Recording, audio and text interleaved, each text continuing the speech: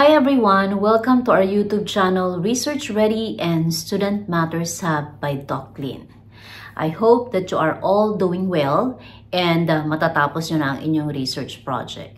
Now, para naman dun sa iba na gumagawa pa at inaalam pa nila, ma'am, ilan ba ang kailangan naming maging respondents kung kami ay merong quantitative research?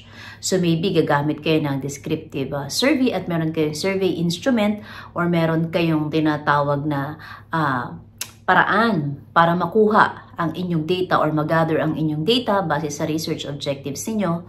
Paano nga ba namin mampipiliin ang aming respondents? Are we going to use a population or lahat ba ng mga kinakailangang tao sa loob ng isang organization or isang grupo ay kailangan naming isama? O kaya naman ma'am ay pwede bang mag-sample lang kami, meaning portion ng mga tao na yon or yung grupo na target namin na sumagot sa aming instrument or makakasagot sa aming research questions ang aming kukuhanin. Yan yung pag-uusapan natin ngayon at ito yung tinatawag nating sampling. So ano nga ba ang tinatawag nating sampling?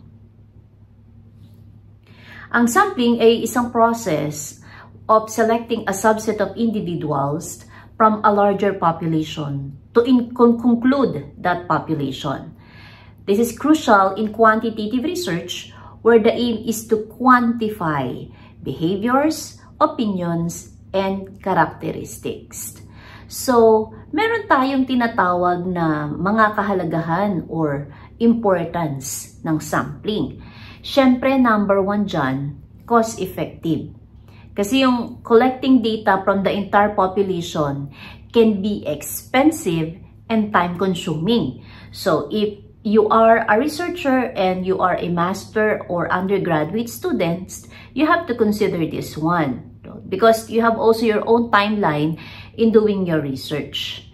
It allows researchers to gather data more efficiently. Second is manageability.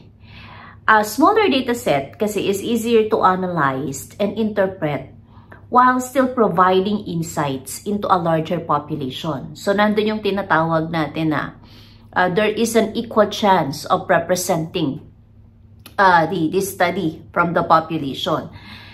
Third is generalizability. Kasi yung well-chosen sample can provide findings that apply to the broader population. Ang nagagawa nito ay nai-increase na yung tinatawag nating validity ng research.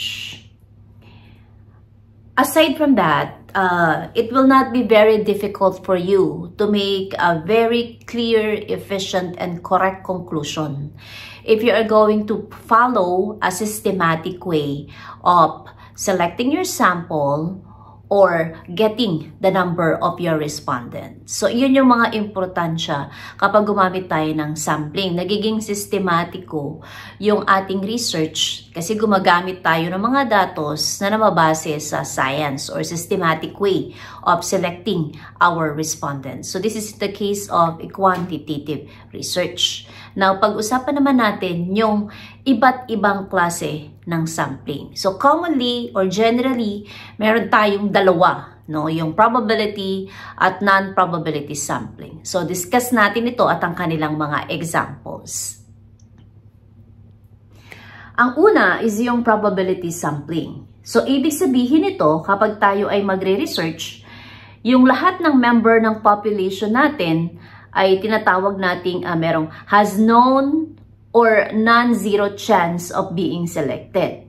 So, nakakapag-minimize siya sa tinatawag nating selection bias. So, hindi lang tayo kumukuha ng ating respondents basta-basta sa ating population kung hindi meron tayong ginagawang sistema scientifically sa paggamit ng tamang statistical treatment.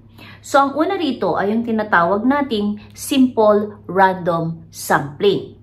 So, ang simple random sampling, ang ginagawa nito is that yung bawat membro ng population or yung kabuuan ng respondents mo ay merong equal chance na mapili. Example, merong isang researcher at nagkaroon siya ng random selection ng 100 students from a university using a random number generator. So, pwede niyang gawin yon para makakuha siya ng certain portion ng kanyang population or sample.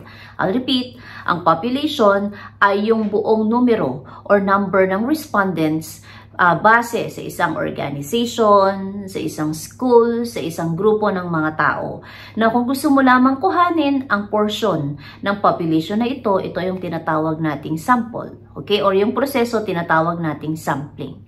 Ikalawa, sa simple random sampling ay yung tinatawag naman nating stratified sampling. Dito naman, yung population natin ay divided sa tinatawag nating strata. So, ano ba yung strata, ma'am? Ang strata ay yung tinatawag na subgroups.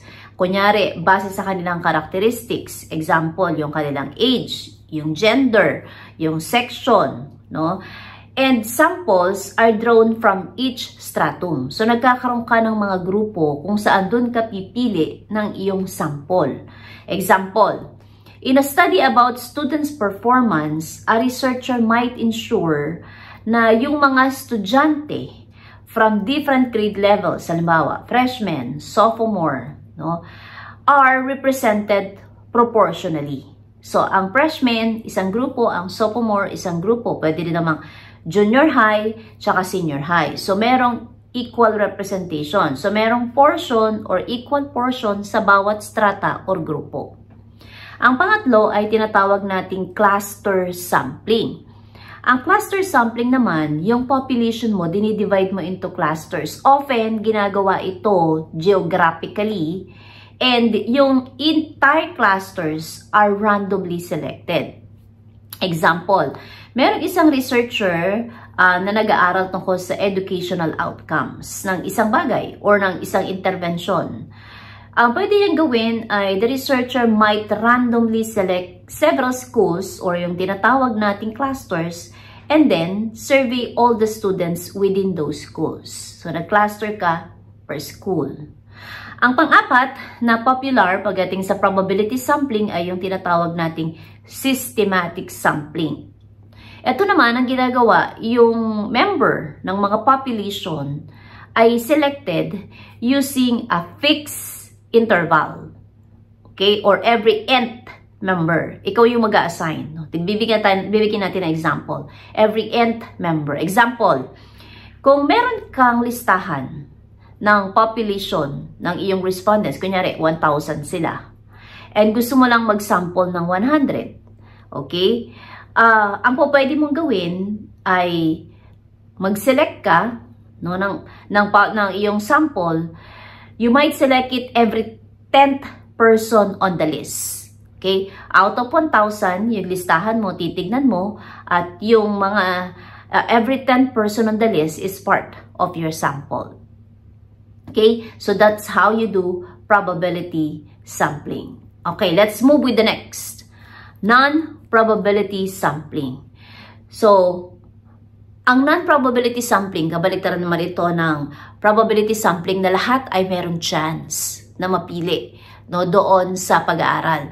Pag sinabing non-probability sampling, ito naman, there is no equal chance to be chosen. Commonly, pinipili mo sila base sa criteria na meron yung researcher. Very popular dito yung tinatawag nating purposive sampling sa case ng quantitative. Kasi sa qualitative, tinatawag ko yun at tinatawag din ng ibang scholar research na purposeful. So, purposive sampling is for quanti and purposeful sampling for quali. So, tignan naman natin ngayon kung ano ang non-probability sampling. Ang non-probability sampling, as I have mentioned, not every member has a known or equal chance of being selected. Yun nga lang, pwede itong makapag-introduce ng bias kung hindi natin siya ginawa scientifically or systematically. Una, yung tinatawag nating convenience sampling. Yung participants are selected base sa kanilang availability at yung kanilang willingness to participate. No, ganun ang convenience sampling. Kung available sila or kung gusto nilang mag-participate dun sa pag-aaral. Example, a researcher conducts a survey using friends and colleagues because they are easily accessible. So, pwede pala ito, ma'am. Merong mga pag-aaral na ginagawa ito, however, merong mga tanong tungkol dito sa paggamit mo ng iyong respondents. Kasi as I mentioned, ang non-probability sampling may always welcome or introduce bias. Second is purposive sampling. Participants are selected based on a specific characteristics or criteria relevant to the study. So example, a study on expert opinions might specifically target industry leaders and practitioners kasi sila yung talagang basically, at individually nakakaalam tungkol sa kanyang pag-aaral. Pangatlo, yung tinatawag nating snowball sampling. Ito naman, ang description niya, yung existing study subjects recruit future subjects from among their acquaintances. I'll repeat. Yung existing study subject recruit future subjects from among their acquaintances. Example, use in studies of hard-to-reach populations, such as, kunyari, drug users, where participants might refer others. So, kunyari, si Jose ay isa sa iyong participants. So syempre siya, meron siyang mga kilala or meron siyang mga colleague na katulad nung kanyang nararanasan. So, maaaring mag-refer siya, ng kapareho din ng characteristic or attributes na meron siya at naging parte siya ng pag-aaral. Okay? Now, saan ba natin ginagamit ang sampling sa quantitative research?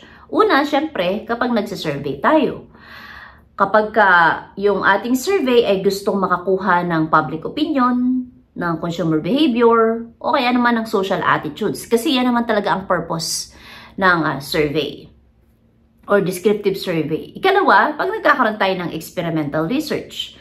So, yung researcher sample participants to test the hypothesis while also controlling for variables. So, commonly, meron kang control tsaka experimental group. Specifically, kapag gumagamit ka ng true experimental research, nagkakaroon ka ng random sampling ng iyong respondents or subject. Pangatlo, sa longitudinal studies, so pag sinabi natin longitudinal studies, it's a series of conducting data from your respondents. So, yung sampling can facilitate tracking changes over time by consistently selecting the same individuals or groups. At pwede rin itong gamitin sa isang market research where yung company use sampling to gauge consumer preferences and inform product development. Nakabase ang sampling method natin sa tatlong bagay. Una, yung ating research questions. So yung research questions natin na isinet natin sa simula ng ating research, so ito yung pwedeng makapag-identify. Kailangan ba natin ng population or kailangan labang natin ng sample? So, sa sample, ano pa yung pwede natin gamitin? Probability or non-probability? Ito ay base sa ating research questions. Ikalawa naman is yung characteristics ng iyong population. So, kailangan ba natin ng sample dito sa population na to? Ano ba yung particular na characteristics na hinahanap mo para sumagot or maging parte ng study mo? So, halimbawa, ang kailangan mo ay mga kabataan, so paano mo sila pipiliin? So, meron kang certain characteristics na hinaharap, At ang pangatlo is yung resources, yung time, yung budget na meron ka. So, ano ba yung kakayahan mo bilang isang researcher na humawak at mag-handle ng particular na number ng samples? So, meron ka bang kakayahan? Yung management mo ba ng time ay kakayanin ba kung magkakaroon ka ng marami na respondents? So, paano magagawin yung iyong sampling? Although, nagsasample tayo, kumukuha tayo ng portion ng ating population, pero kailangan pa rin nating i-consider yung mga tinatawag nating systematic way. Hindi tayo po pwedeng basta na lamang mamili ng ating respondents na aayon sa ating gusto bilang isang researcher. Dahil meron tayong mga sinusunod na sistema or ulitin ko yung scientific or systematic way kung paano natin pipiliin ang ating respondents kung tayo ay merong quantitative research. Hindi palaging kung sino lang yung available or yung convenience sampling kasi maaaring magkaroon ng tanong ang iyong panel members. Paano mo na-guard or paano mo nabantayan yung tinatawag nating bias? At napaka-importante niyan. So, kung meron kayong gagawing research, siguraduhin na tama yung pag-identify ninyo ng number of respondents para sa inyong pag-aaral. Kasi alam nyo ba, ito ay magiging problema ninyo later on once nakagather na kayo ng data, nakapag-establish na kayo ng results, nakapag-analyze na kayo ng findings, meron na kayong conclusions. Pero ang tanong, gaano ka-systematic ang ginawa mo sa pagpili ng iyong respondents? Kasi lahat ng ito ay pwedeng makaapekto sa conclusion or yung mga sinabi ko kanina na findings mo. So, ang pinakamahirap na mangyari dito ay sasabihin sa ng panel members na ulitin mo kung papaano mo pinili ang iyong respondents kasi scientifically, hindi nito sinusunod yung tinatawag nating systematic rigors ng research. So yan yung paraan kung papaano tayo makakapag-sample ng ating respondents at kung paano natin sila pipiliin. Whether you are going to use probability or non-probability sampling. It's up to you. Again, it is based on your research questions. It's based on the population or the characteristics of the population. And thirdly, it depends on your resources.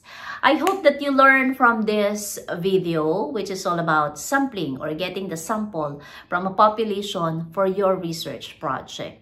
So if you like this video, please share it with others. Kindly also invite others to subscribe and tune in into our YouTube channel so that they will learn something. For those who are new in our YouTube channel, we have so many videos for you to watch and to learn. Just visit our YouTube channel and you will see most of the videos or all of the videos that are posted there that you can use in your research journey and concerns in academic as a student. Thank you for watching this video. Please like, share, and subscribe our YouTube channel. And always remember, we unlock insights to empower your minds. Thanks for watching, everyone, and see you on our next lesson video.